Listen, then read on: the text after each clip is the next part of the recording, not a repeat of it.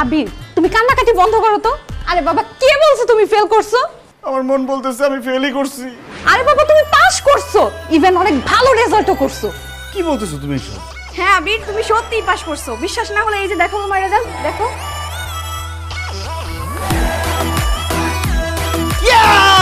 আল্লাহ তোমাকে অনেক অনেক ধন্যবাদ, তুমি আমাকে পাস করাই দিছো।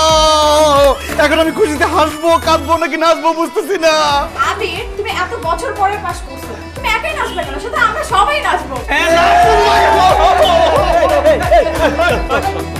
আচ্ছা দেখ আমি এত বড় পর তুই পাস করছো, আমি করে কিন্তু বড় জন্য একটা ট্রিট দিতে হবে। কিপটা আমি করলে কিন্তু হবে না।